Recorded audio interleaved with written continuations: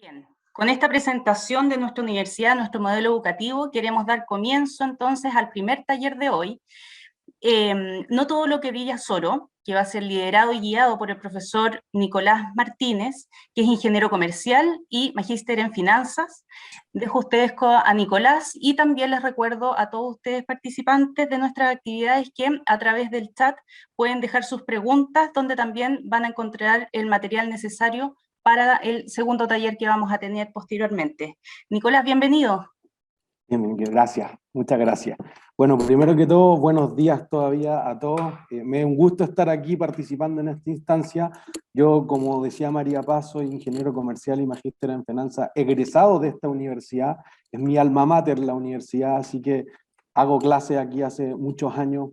También hice clases en la Universidad de Chile por mucho tiempo y creo que justamente lo que nosotros vamos a tratar de mostrar en estos 45 minutos que tenemos preparados es una de las cosas que el mercado justamente nos ha pedido y ha destacado de nuestros egresados, sobre todo, que son habilidades que están en nuestras plataformas computacionales de las finanzas, de la economía, del marketing y de las ramas más de, digamos, de un ingeniero comercial, sea que va por la mención de economía o que va por la mención de administración. Como ustedes pueden ver aquí, además yo tengo el gusto de volver al edificio de Peñalolén porque en marzo, cuando nos fuimos a cuarentena, dejamos de tener clases en nuestras salas híbridas que tenían un tremendo potencial, que estuvimos ahí con los estudiantes volviendo a compartir, retomando algo lo que era antes prepandemia. Y entonces aquí estamos en el laboratorio de Bloomberg.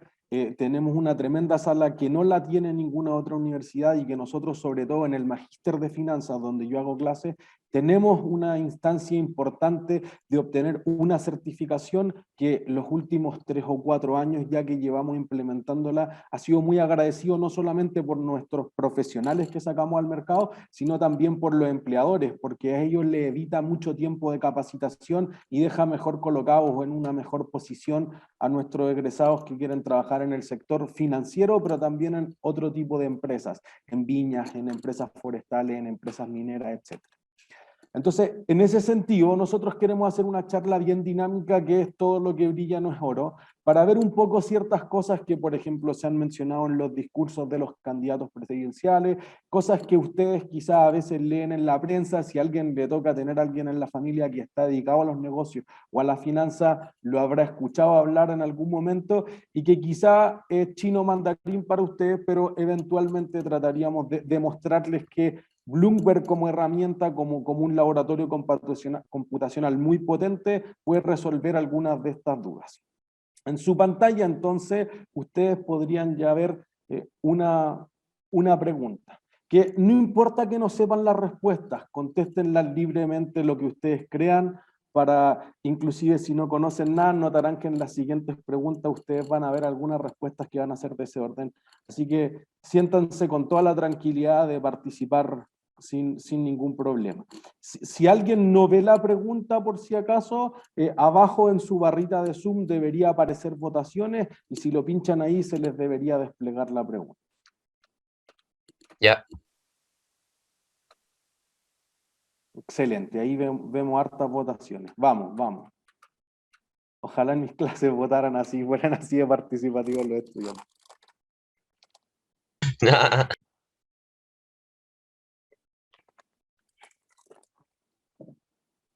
Excelente, vamos, faltan 16 personas por votar.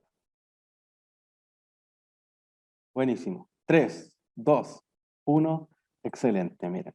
Voy a compartirle los resultados. Entonces, la pregunta es capciosa, no hay una sola respuesta. Podrían haber varias, pero es súper interesante que las mayores votaciones sean Apple y Microsoft, porque probablemente sean respuestas correctas. Yo les voy a compartir ahora nuestra plataforma Bloomberg. Bloomberg, para tratar de reducirlo, es un computador especialmente diseñado que tenemos acá, que lo hemos podido ocupar de forma, digamos, remota también, pero que tiene toda la información financiera, económica, de empresas, que respondan no solamente quizá a cosas financieras como utilidades, como flujos de caja, como activos, sino que también responda a otros parámetros que son súper significativos para la empresa hoy día, las métricas ESG, los problemas que tienen las empresas con el medio ambiente, con la responsabilidad social y con la gobernanza de la empresa es sumamente importante. Y toda esa información nosotros la encontramos centralizada acá. Entonces, sería imposible tratar de explicarles lo que hacemos en un semestre o en un trimestre en el Magíster de Finanzas en 45 minutos, pero sí queremos mostrarles ciertas cosas que uno podría hacer en Bloomberg, que es este terminal que ustedes van viendo, para tratar de responder preguntas como la que acabamos de plantear. Por ejemplo, hay una función aquí que te da estadísticas del mundo. Nada muy sofisticado, nada un supercálculo, y te dice, mira, ¿qué quisieras saber de las empresas del mundo? Entonces, si se fijan, aquí en la ventanita a la izquierda, ustedes deberían ver de su pantalla, y les voy a poner una flechita, dice, busquemos las empresas top 500 del mundo. Y entonces, si yo cliqueo ahí, esto me va a dar ciertas cosas, y me va a decir, mira, ¿qué es lo que quiere buscar usted? Las 500 más grandes que valgan en bolsa, que tengan capitalización de mercado o capitalización bursátil, eso significa market cap, las que vendan más en el mundo, las que tengan más utilidades o algún otro parámetro que a ustedes se le ocurra. Verán que abajo dice que lo podríamos ver por cada uno de la industria y después cosas muy sofisticadas que van a tener que sufrir en algún momento, pero falta tiempo para eso. Entonces yo voy a decir, mira, las que valgan más a valor de mercado. Y cliqueo ahí, y eso nos debería llevar a la información de estas empresas muy grandes de lo que ustedes habían pensado. Después vamos a cambiar el parámetro y vamos a mostrar que otras de las respuestas que estaban ahí eran sumamente, o podrían haber estado también correctas. Por eso que la pregunta decía era un poco capciosa, debiera haber estado así. Entonces, miren, yo voy a ajustar un poquito lo que tiene Bloomberg regularmente y voy a decir esto. Aquí está el ranking. La empresa más valiosa en la bolsa en el mundo es Apple, que tiene un valor de mercado de 2,41 trillions. Eso significaría 1 billón en español. 1 millón de millones de dólares. Eso es lo que valen todas las acciones que se transen en la bolsa, sea lo que sea eso de Nueva York, y en la bolsa electrónica de Estados Unidos, que es el Nasdaq, valen 2,41. Y luego Microsoft, que en realidad era la empresa más votada de todas, que vale 2,09 trillions. Luego viene Amazon y después fíjense que está, por ejemplo, Saudi Aramco, que es la petrolera estatal saudí que salió a vender sus acciones públicamente hace muy poco. Y ahí uno podría analizar las 500, ya empiezan empresas chinas como Tencent, Tesla, obviamente, Alphabet, que es Google, en el fondo la matriz de Google, Facebook y una serie de compañías, AliExpress, para los que compren harto ahí, Visa, Nvidia también, y después empiezan bancos. Si yo me devolviera y fuese a buscar nuevamente la información que mostramos recién en la función stat, podría haberle preguntado otra cosa. Podría haberle preguntado, me equivoqué yo al cliquear, mierda, aquí. Yo le podría haber dicho, mira, no quiero las que valgan más en la bolsa, quiero las que vendan más. Y eso hace una diferencia. Entonces, si yo las miro por ventas, y eso es como el parámetro quizás que a uno le gustaría entender por qué algunas venden más, pero valen menos, ganan más plata, etcétera, entonces ahí hay diferencia. Y entonces, por ejemplo, empresas que se fusionaron recientemente, uno diría, oye, Dolphin Roberts, se dedica justamente a todo lo que es llanta, etcétera, acaba de vender 1,11 trillones el año pasado. Una empresa india. Y luego entonces tenemos Walmart, que ha sido históricamente la empresa que vende más, el supermercado más grande del mundo, de 559 mil millones. Fíjense que Apple pasa bastante más abajo, o Microsoft inclusive más abajo, pero valen harto en la bolsa. Y justamente a través de la carrera, a lo que uno le gustaría ver quizás es justamente entender el por qué algunas empresas que venden mucho, ganan poco o valen poco en la bolsa. Es alguna de las preguntas que uno trata de responder como ingeniero comercial, en especial si uno quiere desarrollar negocios. Muchos de nuestros estudiantes son emprendedores en el taller de emprendimiento, desarrollan su negocio y después siguen pegados a esos negocios como Green Glass, por ejemplo, y entonces ellos siempre están buscando información de qué hace la competencia. Y justamente este terminal Bloomberg es una de esas buenas prácticas donde podríamos encontrar significativamente una parte no menor de toda la información mundial. ¿Entiendes? Es una de las cosas que uno podría ver estadísticas dentro de. Ahora deberían ver otra pregunta en sus pantallas que quizás ya no es tan fácil o quizás no les suene tan directa como la que era anterior, por eso lean bien la respuesta.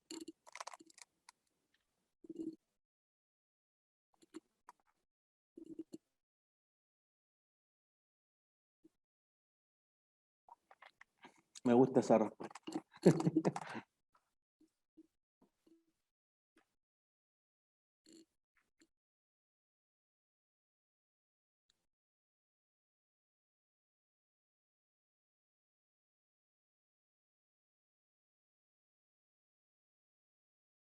Vamos, vamos, eso, voten, voten. Listo. Excelente.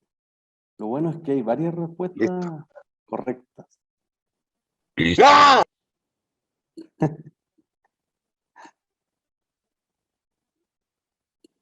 Vamos, unos segundos más. 3, 2, 1, perfecto. Miren, voy a compartir los resultados. Diría que ojalá mis estudiantes llegados a cuarto año o los que acaban de terminar el examen de segundo año pudieran contestar eso. Y en realidad es una respuesta correcta. Las tasas de interés en Chile podrían ser sumamente altas o sumamente bajas, y eso en realidad uno dice, ¿con qué comparado? Por ejemplo, cosas que han salido en los debates de los candidatos presidenciales. Entonces, uno, por ejemplo, quizás para saber si son altas o bajas, le gustaría compararse con el barrio, con Latinoamérica. Entonces, justamente eso es algo que nosotros podemos resolver en Bloomberg. Tenemos una función que se llama World Bonds, que en el fondo mide un poco las tasas que pagan los países al endeudarse. Notarán que para suplir los grandes problemas que se han presentado en la pandemia, los países tienen que salir a pedir plata, especialmente a los países que tienen superávit, por ejemplo China, por ejemplo los países del Medio Oriente, sobre todo, los países altamente petroleros, con un petróleo que valía $25 hace un año, que ahora vale 75 el barril de petróleo, han tenido buenos excedentes, y en especial todos los países dedicados a las materias primas o commodities. Por ejemplo, nosotros estamos viendo un buen tiempo del cobre, los países dedicados al oro, al litio con seguridad, a la madera sobre todo. Brasil ha tenido un fuerte aumento en ese sentido, la madera ha subido 300% en lo que va del año, para ponerlo en contexto. Entonces, algunos países que tienen excedente le prestan a los países que tienen déficit, por ejemplo Estados Unidos. Y entonces cuando los países salen a buscar ese financiamiento, el mercado le cobra ciertas tasas. Yo voy a buscar en América, solamente para que sea algo local, pero esta función nos permitiría ver las tasas que pagan, si es que piden a 10 años los países en todo el mundo. Entonces, descartando Venezuela porque está en una cesación de pagos, literalmente no está pagando lo que debe, nosotros podemos ver aquí, y les voy a pintar esta sección, cuáles son las tasas que pagan por año los países en América completo, no solamente en Latinoamérica. Entonces notarán que están rankeadas desde el más alto al más bajo. Estados Unidos y Canadá pagan unas tasas diametralmente al resto del mundo, pero después viene Chile. Entonces, comparativamente, quizá hay una diferencia no menor.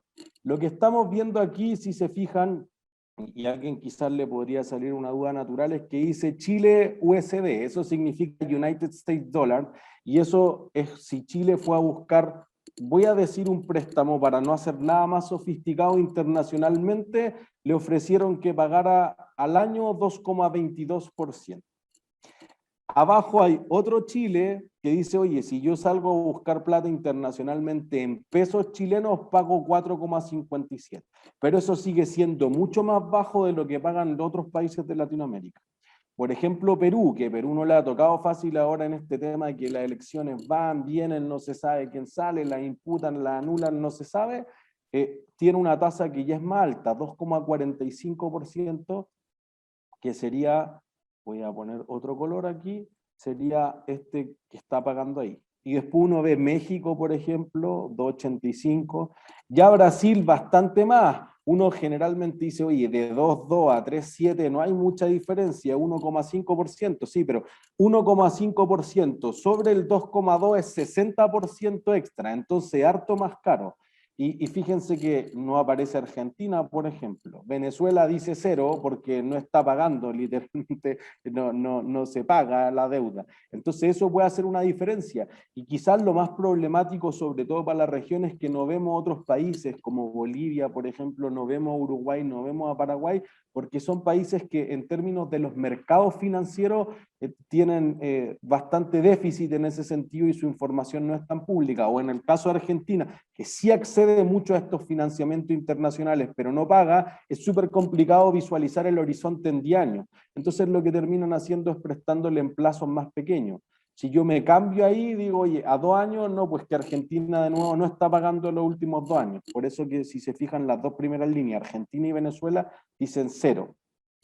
Pero a 2 años, entonces las tasas son un poquito más bajas, y entonces ahí uno está viendo, oye, no sabemos hacia dónde va la pandemia, quizás en el futuro va a ser más difícil pagar, va a ser más fácil, cuáles son los países que están mejor preparados, no sabemos. Y entonces ahí uno puede ver un poco esto, de nuevo repito, préstamos, para hacerlo en términos simples, que los países han pedido internacionalmente que le presten plata a 2 años, a 5 años, a 10 años, etc. Esto podría incluir obviamente que el Banco Mundial o que el Fondo Monetario Internacional, que tiende a apoyar a los países que están como complicados en estas condiciones, esté ahí. Y si se fijan ahí, México y Chile son los que marcan la pauta. Después Perú, pero que ha estado bien complicado, y obviamente Brasil, Colombia le ha tocado muy duro últimamente, y Venezuela obviamente, y como decíamos, el resto de los países más pequeñitos tienen como poca existencia en el resto de los países. Entonces cuando uno ve esas tasas,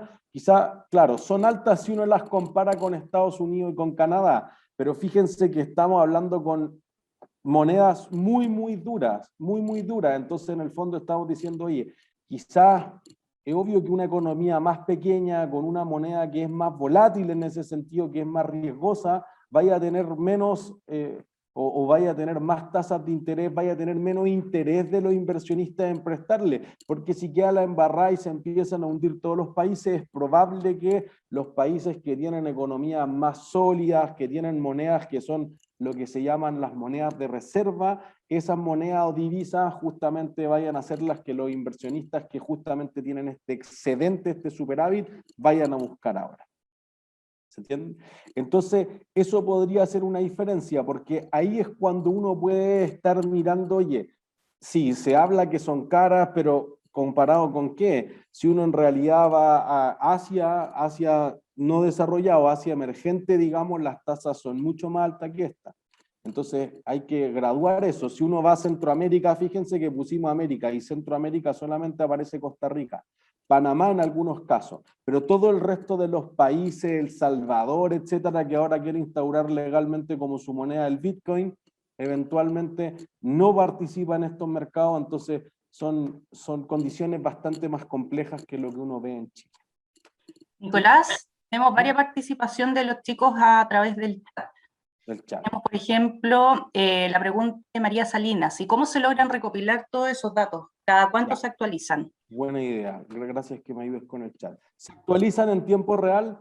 Si ustedes se fijan, por ejemplo, aquí hay una columna que dice change.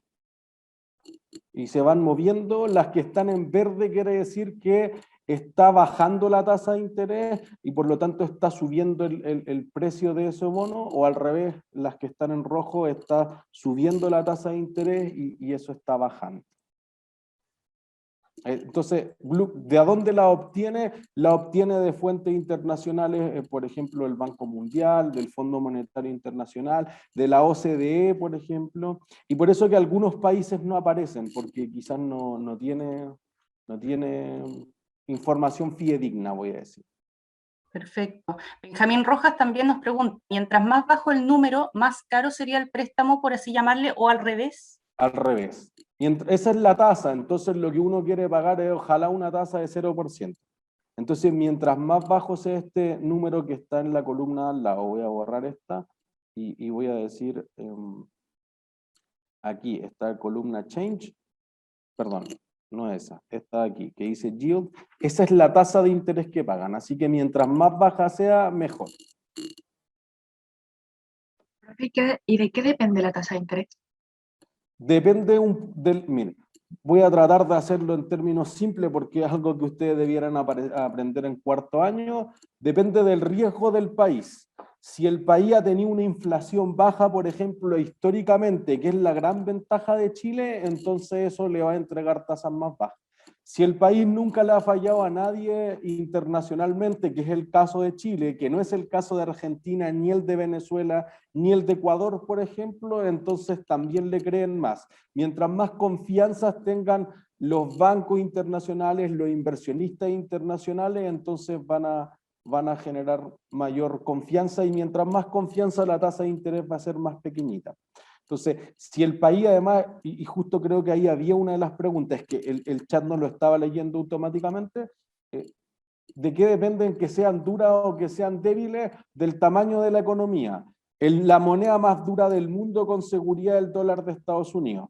Por otras razones que son más complejas, de todas formas, que lo podrían aprender en los cursos de macroeconomía. Pero cuando uno está pensando en estas monedas duras o más estables, digamos, menos volátiles, está pensando en el franco suizo, en el euro, en la libra esterlina de Inglaterra, en el dólar de Estados Unidos con seguridad, en el de Canadá, y en las coronas danesas, más o menos las monedas nórdicas, las coronas danesas, las coronas noruegas, el dólar de Nueva Zelanda a veces y el dólar australiano. ¿Entiendes? Por ejemplo, el yuan chino es una moneda que quiere pasar a ser de reserva, que son estas monedas duras que tú dices, oye, si yo compro esta moneda y me quedo ahí, voy a perder poca plata. Pero capaz que si yo compro dólares y el tipo de cambio con el peso chileno sube mucho, voy a bajar o voy a subir. Eso no es de reserva, ¿se entiende? Pero estas monedas que los inversionistas como que agarrarían la plata y la meterían abajo del colchón, eso es normalmente lo que se refiere a las monedas de reserva o las monedas más duras. Perfecto. Creo que eso responde la pregunta de Consuelo. Sí. Tenemos también una consulta de Agustina que pregunta cómo podemos buscar estos datos. ¿Estos datos son públicos? ¿Hay alguna plataforma donde uno pueda encontrar estos datos, estas valorizaciones? Los datos son públicos, son semipúblicos, voy a decir. Todo aquel que pague un terminal como este, que la universidad invierte mucha plata mensualmente en esto, puede tener estos datos. Por ejemplo, nuestro Banco Central los publica en su página. Ustedes pueden ir a bcentral.cl y van a tener los datos.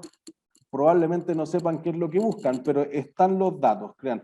En general, o diría la mayor parte de los bancos centrales los publica. Por eso, Bloomberg lo que hace es recopilar todas las informaciones de fuentes, no las inventa y luego te las condensa en un solo lugar. Entonces va al Banco Central de Perú, va al Banco Central de Brasil, va al Banco Central de Colombia, de Costa Rica, de México, y te junta toda la información en una sola función. Entonces, justamente eso es lo que preguntaba Agustina, creo. Uno lo podría googlear, me parece que algunas, investing.com, por ejemplo, te presenta. Si ustedes ponen tasas, bonos y le ponen un país cualquiera, digamos Perú, les va a aparecer las tasas que están pagando los bonos, que, insisto, para simplificarlo, eso es un préstamo que está ahí.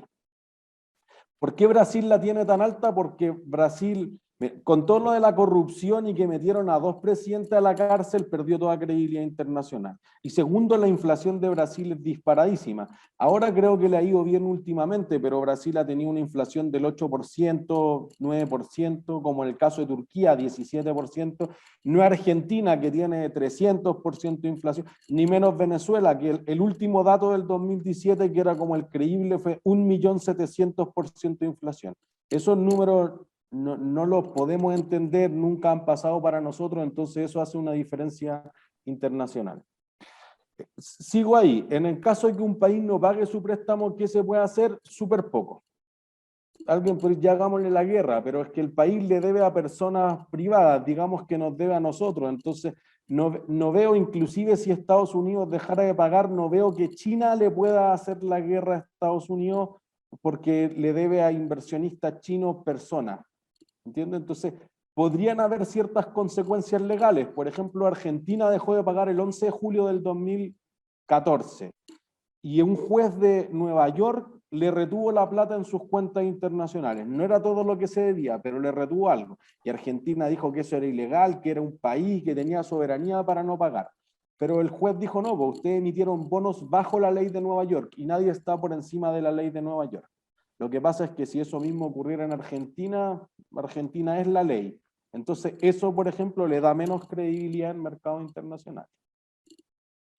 Nicolás, también, y como vamos viendo en las explicaciones, obviamente todos los movimientos políticos, los movimientos sociales también van influyendo a estos indicadores, si son mayormente valorizados, si bajan, etc. Y una pregunta que plantea Martina Ramírez nos dice, ¿el interés tiene directa relación con lo social de un país? Como lo que pasa en Colombia, por ejemplo, con el estallido social. Tal cual. Mire, yo diría que depende de, porque no es que haya un estallido social ahora, sino que es lo que esperas tú del país en 3, en 5, en 10 años. Por eso que nadie te presta un overnight que sería hoy y págame mañana en la mañana. Ves unas expectativas en la estabilidad del país. Entonces, normalmente esos estallidos sociales podrían generar algo. En el caso de Chile, las tasas subieron, pero volvieron a bajar. En Colombia, que está repitiendo y que cuando nosotros tuvimos nuestro estallido social, ellos también tuvieron uno, Hong Kong también tuvo uno, hay un documental muy bueno que en Ucrania también tuvieron uno, y eso aumenta las tasas de interés, porque los inversionistas quieren arrancar de cualquier, digamos, catástrofe o cosa que mueva, que pueda hacer que las empresas renten más o menos. Entonces, los estallidos sociales sí, en el muy corto plazo te pueden generar esto, pero podría ser que en el largo plazo no tengan un efecto permanente. Entonces, y eso además justamente contesta lo que Carlos dice, que un buen historial crediticio puede beneficiar a un país, sí. Porque si Chile se endeuda, Chile país, da lo mismo quien sea el gobierno de turno que esté ahí, se endeuda más barato, entonces el país le presta plata más baja a los bancos y los bancos bajan los préstamos para las personas. Así es como llega esto a las personas comunes y corrientes como nosotros. Entonces eso hace una diferencia importante. Si el PIB cae, las tasas de interés subirán porque nuestra economía se encuentra inestable, no diría eso. Nuestro PIB se contrajo mucho, es algo de como el 7% del año anterior. Tenemos una función para ver eso, pero se contrajo y nuestras tasas de interés no aumentaron. Todo esto siempre es comparativo porque uno dice, oye, es esperable que en la mitad de la pandemia todos estén cayendo, todos los países. Entonces, eso hace una diferencia. Podríamos decir que Brasil tiene una tasa alta porque no demuestra confianza y su inflación ha sido inestable, sí, totalmente.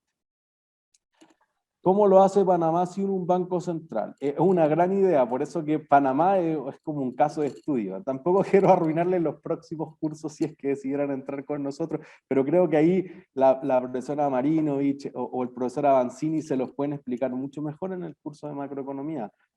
Ahí hay algo de estabilidad importante, pero podría ser como el caso de Ecuador a la inversa, porque Ecuador, dado que se dolarizó, que ocupa como moneda el dólar de Estados Unidos, le es muy complejo conseguir esa plata. En relación al presupuesto anual de Chile y el gasto que se ha generado por la pandemia, que creo que es un 20% del presupuesto anual, ¿podría existir un préstamo que sustente los gastos ya mencionados? ¿Existe un límite para esos préstamos? Nosotros no tenemos un límite más que el que se impongan, pero no hay una regla legal, depende del consenso que lleguen el Ministerio de Hacienda con las comisiones del Senado sobre todo. Nosotros no estamos sumamente endeudados. Si hay países sumamente endeudados, por ejemplo Estados Unidos, tenemos una función ahí, el tiempo es súper cortito, pero tenemos una función que muestra que Estados Unidos se ha endeudado en 3 trillones y Estados Unidos es el país más endeudado del mundo, al menos en términos absolutos, en la plata total que debe a los sus acreedores. Entonces es lógico que una parte no menor de los países se endeude en estos tiempos para suplir esos gastos del muy corto plazo. Y la última columna que indica, ¿cómo se han movido las tasas? Creo que si a la última columna se refieren por esta que está acá, eso es cómo se han ido moviendo las tasas de interés durante el día. Por eso fíjense que los datos van poniéndose en blanco, eso quiere decir que se están prestando a otras tasas como en tiempo real, digamos. ¿Nos subieron el interés post-estallido? No, nos bajaron de hecho. Estas son las tasas más bajas que ha pagado Chile en toda la historia de nuestra existencia. María Isabel nos pregunta por la última columna, la 3MSHG. Toda esta data que está acá es La tasa de interés, fíjense que hay un rombo naranjo, ese es el promedio que ha pagado Chile en los últimos 3 meses. El dato con un círculo celeste es lo que está pagando ahora en la tasa de interés, y la 3M Change significa cuánto ha cambiado porcentualmente en los últimos 3 meses. Entonces, fíjense que, por ejemplo, Estados Unidos, que es la primera línea, lo más que ha pagado de tasa en un préstamo a 5 años ha sido 0,92% por año. Y lo más que ha pagado en los últimos 3 meses, lo menos, perdón, es 0,71%. Entonces, te dice que ha cambiado porcentualmente en eso en los últimos 3 meses. Las consecuencias sí fueron negativas un poco para la inversión, no tanto del estallido social para las tasas de interés. Como les digo, ahora son las tasas más bajas que tenemos. Pero de nuevo esto es relativo. En el fondo, si nosotros somos los únicos que tenemos un estallido social, tenemos problemas. Si todo el mundo tiene, no es tanto. Porque aquí los inversionistas dicen, ya saco la plata de Chile, pero ¿a dónde la llevo? Si en verdad está más o menos en la misma situación, vuelvo a Chile. Y un poco eso pasó cuando empezó la pandemia. Benjamín también aquí nos hace un comentario que dice que al final los préstamos de bancos a las personas sería como lo mismo como los países, en el fondo, que hay que generar confianza, tener credibilidad, etcétera. ¿Funciona un poquito en la misma dinámica, Nicolás? Sí, tal cual. O sea, mientras la persona sea más capaz de responder, por ejemplo, que tiene un trabajo hace 20 años, que tiene un flujo súper constante y pueda demostrar que tiene activos para respaldar eso, por ejemplo, que podría dejar un auto o una casa de eso, entonces eso es importante. Por ejemplo, los países cuando van dicen, oye, yo tengo reservas mineras en nuestro caso. Tenemos Codelco que tiene tantas toneladas métricas de reservas de cobre y eso lo podríamos dejar como respaldo de un préstamo, eso es importante. Entonces, eso hacen los países y es lo mismo que hacen las personas. Y con la volatilidad que se espera con la convención, no, pues que estamos en convención constitucional, pues. Por eso que hay muchos mitos. Ya existe la convención constitucional y aún así Chile paga las menores tasas de Latinoamérica. De Sudamérica, vamos a decir al tiro, de Sudamérica no hay competencia. México no hace algo, pero diría que en promedio, en 2, en 5 y en 10 años, Chile tiene más bajo que México. Ya estamos en eso, en el mercado ya sabe que hay una convención, no lo va a pensar de lo que resuelvan después, ya saben que la izquierda aplastó a la derecha, eso ya está interiorizado en las tasas, entonces parece ser bastante menos terrible de lo que se hubiera pensado inicialmente. ¿Sí? Entonces, miren, para tratar de ver todo, porque yo entiendo que aquí le encanta la economía a varios de ustedes, pero quizás queremos tratar de cubrir todo el espectro. Miren, deberían ver otra votación en sus pantallas.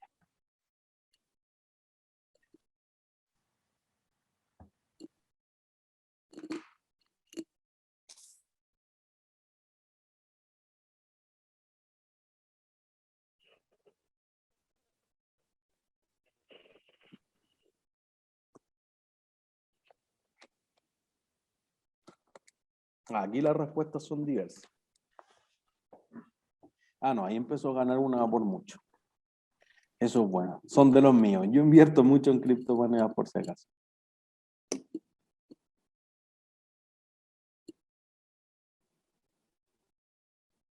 Vamos, vamos, voten, voten.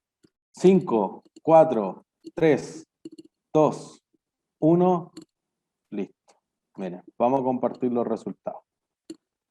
Bueno que todos contestaran que es un avance financiero muy importante, en especial el blockchain, porque uno siempre piensa en criptomonedas y a veces la prensa inclusive reduce las criptomonedas a Bitcoin. Y no es así, existe un universo. No sé si algunos de ustedes invierten, pero hay un universo importante. Entonces el blockchain presenta otras cosas para los abogados, los smart contracts, para los fondos, en la velocidad de transferencia. Si alguien tiene un familiar en un país complicado, por ejemplo en Venezuela o en Argentina, es muy difícil enviar plata, la gente no confía en los sistemas bancarios y el blockchain ha sido una solución significativa para suplir algunos vacíos, digamos, de la banca tradicional. Y por eso ha surgido esto de las finanzas tecnológicas o las fintech, que justamente reemplazan la cadena de pagos de la empresa, las transferencias, la seguridad, etcétera. Eso ha traído un avance bien significativo más allá de toda la especulación que uno puede hacer respecto a las criptomonedas. Particularmente en Bloomberg, nosotros tenemos una función para las criptomonedas que es el Cryptocurrency Monitor.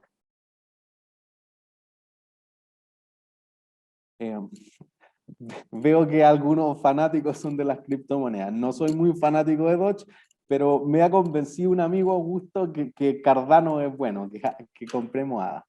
Fíjense que aquí si alguien tradea en Binance, si alguien tradea en Kraken o en Huobi, algún otro, va a encontrar muchas más criptomonedas. Digamos que Bloomberg en ese sentido es más de las finanzas tradicionales y las finanzas tradicionales están bien peleadas con las criptos. Entonces aquí nosotros podemos ver ciertas cosas y aquí uno sí le gustaría preguntar, oye, ¿de dónde salió la data? Porque si yo veo el precio cotizado en Binance, por ejemplo, no es el mismo que está cotizado en Kraken y no es lo mismo que está cotizado, por ejemplo, en Coinbase Pro en Estados Unidos, que tiene una regulación distinta. Entonces aquí te da ciertas monedas, las que Bloomberg quiera, no hay como pelearle eso, y te da ciertas noticias que tienen que ver con esas criptomonedas. Entonces, los mercados financieros sí lo están observando, por eso de nuevo había algunas preguntas capciosas. No todos los países del mundo han prohibido las criptomonedas, algunos tienen sus discrepancias, pero estamos en una revolución tecnológica eventualmente, todo se computaliza más y entonces eso podría generar regulaciones, etcétera, pero algunos países van bien avanzados. De plano, insisto, El Salvador, por ejemplo, espera que su moneda de circulación legal sea el Bitcoin. Entonces, eso ya, El Salvador es ínfimo en términos de los volúmenes que se transan en los mercados financieros, pero sí eso podría dar un pie a lo que se está viendo en el resto del mundo. Fan de Bitcoin. Bueno, yo he tenido últimamente unas buenas transacciones con Bitcoin, pero no soy tan fan de Bitcoin. Creo que Ethereum, que Ripple y TRX sobre todo soy muy fan, creo que son mejores tecnologías. Creo que Ethereum supere a Bitcoin en unos meses. Sí, no, tendría que ver. Diría que hace 2 meses sí pensaba eso. Quizá en abril era el mejor momento. Pensé, porque hubo muchos días que se transaban más Ethereum que Bitcoin. Ahora tengo mis dudas. Como que Bitcoin igual es como una criptomoneda como antigua. Y en tiempo cripto tiene una tecnología muy, muy antigua. ¿Qué vemos en este gráfico? Lo que pregunta Consuelo. Vemos algunas criptomonedas, Bitcoin, Bitcoin Cash, Ethereum, Ethereum Classic, Litecoin, Ripple, la XRP, etc. Lo que vemos donde la columna que dice last son los precios que tiene. Por ejemplo, Bitcoin vale 32.741. Insisto, ¿de dónde sacó la información? En este caso, Bloomberg siempre la obtiene de Estados Unidos. Alguien podría decir, oye, si yo compro en China o en Chile, por ejemplo, hay un precio levemente distinto. La columna al lado es cuánto fue cambiando en la última hora, $85. Cuánto ha cambiado porcentualmente, y al lado fíjense que sale un precio que es el bid y otro que es el ask. En realidad hay un precio, si ustedes quisieran vender sus bitcoins, los venderían por 32.770. Si ustedes quisieran comprar un bitcoin, entonces lo venderían por $32.785. Y lo que te dice al lado es cómo se ha movido el precio en los últimos 2 días. Por eso dice chart de gráfico 2 días. ¿Sí? Y luego al lado tienen los 30 días, el rango donde se ha movido y el precio. A diferencia del resto de los mercados de las criptomonedas nunca dejan de transarse. Entonces eso es lo que está ahí. ¿Sí? Hola, hay una pregunta que más nos plantea en el chat. ¿Cómo se relacionan las criptomonedas también con los bancos, con estas instituciones financieras establecidas, con una historia, etcétera? Porque ahí él nos comenta que, por ejemplo, Citibank no recomienda el uso de las criptomonedas. ¿Cómo es esa relación? Las criptomonedas le quitan un mercado al banco. Cuando uno se quiere ir de viaje, tiene que ir a cambiar plata al banco o a una casa de moneda. Cuando uno tiene que hacer una transacción, la transacción la verifica el banco y le envía. En cambio, en el blockchain todos verifican la transacción y llega la plata al wallet de otra persona. Entonces, obviamente, como las criptomonedas y todo lo que esté asociado al blockchain le quita un espacio a los bancos, voy a decir, las finanzas tecnológicas tienden a desbancarizar esto, que menos transacciones se hagan por los bancos y las personas puedan transar. No solamente las criptomonedas, pero creo que es lo más masivo que ha ocurrido, le quita el negocio a los bancos, entonces es difícil que los bancos vayan a respaldar eso. En el caso de Chile, a mí me pasa, en la consultora tenemos clientes egresados de nosotros de hace 3 años que se dedican mucho a las criptomonedas y ellos, los bancos, les cierran todas las cuentas. Hay una pelea abierta entre los bancos y las criptomonedas, pero no todos. Los bancos en Suiza, por ejemplo, han sido bastante más amables. Algunos otros bancos como JP Morgan, Visa, por ejemplo, que quizás no es un banco, pero Visa y Mastercard son los mayores, digamos, tenedores de tarjetas de crédito en el mundo. También le han hecho algunos guiños a las criptomonedas y justamente estamos en el momento de ebullición. Esto no se sabe hacia dónde va, si se retrocede, si no se retrocede, quién tiene más fuerza, y es por eso, porque es la competencia de los bancos que justamente es lo que está ahí, y no es manipulable. O sea, le quita el control histórico que han tenido sobre la economía los bancos. Perfecto. Creo en las predicciones de Michael Burry, podría ser, creo que lo hizo súper bien en la crisis subprime, así que tiene algo. Y odio a Elon Musk como el resto de las personas que tradean criptomonedas. Nicolás, y dentro de la formación de nuestros ingenieros comerciales en la universidad, especialmente en el magíster en finanzas, todo este instrumento, esta información, la definición y la vinculación también de bancos con bitcoins, etcétera, es lo que se va viendo, ¿cierto? ¿Es parte de la formación de nuestros estudiantes? Inclusive en pregrado, nosotros tenemos un electivo que empezamos a dictar el año pasado de introducción a las inversiones, donde justamente muchos son como algunos que están en el chat, que en el fondo quizás trabajaron en el verano y tienen 400, 500 luquitas y quieren saber dónde invertirlo, y justamente nosotros vamos haciendo quizás más que salirnos de la teoría y a la práctica. Oye, en una de clases tuvimos cómo se abre una cuenta en Binance, qué deberían mirar, qué riesgos considerar, cómo diversificar el portafolio. Entonces eso lo llevamos muy a la práctica, inclusive antes de llegar al magíster de finanzas, pero sí o sí cuando hacemos este electivo, también en el magíster de finanzas vemos algo de eso. Perfecto, o sea, todo muy actualizado, todo muy atingente a lo que está pasando en el mundo financiero. Sí, totalmente. De hecho, ahora dictamos un curso de finanzas computacionales para que aprendan a programar. Si a alguien le gusta mucho programación, los programadores le va muy bien. A los de finanzas le va muy bien. Los que saben programar en finanzas le va el triple de bien. Y cobran de esa forma. Entonces, eso es lo que nuestro magíster se está actualizando normalmente. Perfecto. Aquí Camilo Espinosa también nos plantea una pregunta. ¿Cómo se hace para comprar acciones? ¿Se ingresa a una página especial o se trata de alguna institución? Nos pregunta también si existe algún libro que recomiendes tú, Nicolás, para poder entender el cómo invertir. Sí. Para entender cómo invertir, yo creo que hay hartas cosas. Creo que la literatura es mucha. Quizá un libro de introducción a las inversiones, lo voy a escribir en el chat, introducción a las inversiones me parece que es lo más cuidadoso y que no sea tan complejo, que es de Body, Gain y Max. Es lo que nosotros recomendamos para ese lectivo, por ejemplo. Si alguien ya después quiere hacer más cosas sofisticadas, digamos, el análisis técnico de los mercados financieros es otro libro que es de Murphy, es muy bueno, también lo puse ahí en el chat.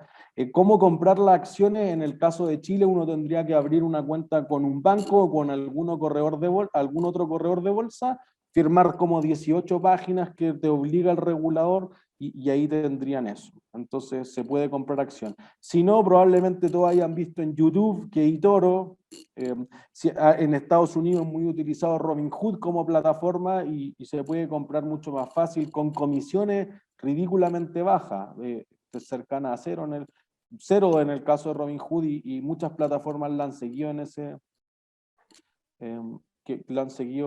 sentido.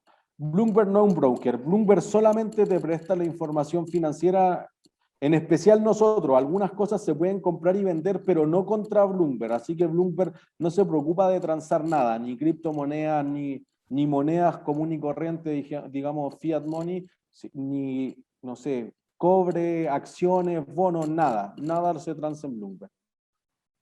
Así que si ustedes quieren comprar acciones, insisto, si tienen en un banco una cuenta, ahí ustedes le pueden solicitar a su ejecutivo que le haga firmar el papeleo, que le haga el perfil de riesgo, etcétera, para que no vayan a comprar una cosa en la que pierdan toda la plata y no hayan estado dispuestos a eso, etcétera, y uno puede comprar acciones directamente con su banco. Nicolás, en razón del tiempo, vamos a ir con la última pregunta, por ejemplo, la que nos plantea ahora Pablo Uribe. ¿Cuál es la diferencia de operación entre CFD y acciones? Un Contract for Difference, que es el CFD, va a tener un asterisco antes en el nombre. Entonces, por ejemplo, si ustedes ven un asterisco Apple, eso significa que es el CFD de Apple, no la acción de Apple. Hay varias diferencias que es súper difícil de explicarla en este minutito que queda, pero, por ejemplo, la acción de Apple paga dividendos a los que tengan. Cada vez que la empresa dice ganamos tanto al año, vamos a distribuir entre nuestros accionistas $1 por acción, los que tengan el Contract for Difference no van a recibir eso. Van a recibir solamente la subida en el precio. Entonces tú la compraste en $220 y ahora vale 250, tú te vas a ganar la diferencia. Por eso se llama Contract for Difference. Solamente te paga la diferencia en el precio, lo que se conoce como la ganancia de capital, no te paga dividendos. Si queda la embarrada en la empresa y hay que ir a tomar decisiones grandes, tú no votas en la junta de accionistas y esa diría que en términos simples son las dos más grandes diferencia. Creo que justamente la última pregunta, si alcanzamos en 30 segundos, tiene que ver algo con ingeniería comercial. ¿Qué me llevó a estudiar ingeniería comercial? Yo era muy bueno para los números. Yo estaba entre derecho e ingeniería comercial, pero no se me daba tan bien leer, al menos al principio, y sí se me daban muy bien los números. Empecé a tradear muy pequeño, entonces eso... los primeros años de la universidad, digamos, entonces yo hice mis primeros cursos y eso me gustó mucho más, y después me fui especializando en finanzas porque fui ayudante de contabilidad, después fui ayudante de las finanzas, después hice el magíster de finanzas, etc. Mi consejo de las próximas que estudien ingeniería comercial es tengan habilidades duras. Tenemos súper hartas habilidades blandas, tenemos un buen backup, pero lo que están pidiendo las empresas hoy día son científicos de datos. Por eso nosotros justamente tenemos un magíster que está a la vanguardia que es el de Data Science. Eso es lo que están pidiendo mucho las empresas y en las que ustedes ojalá trabajen. En Corner Shop nosotros tenemos el profesor Gallo que nos viene a hacer clases, en Mercado Libre, en Amazon, etcétera. Lo que están pidiendo es ver 10 millones de transacciones y ver cuál es el comportamiento de compra de los clientes. Entonces... Perfecto. Nicolás, eso es no lo sé que si se está haciendo. tienes más consultas a votación para que podamos ir cerrando la actividad. Cerremos con la última que Ok. es más light. Ahí les debería aparecer la última pregunta.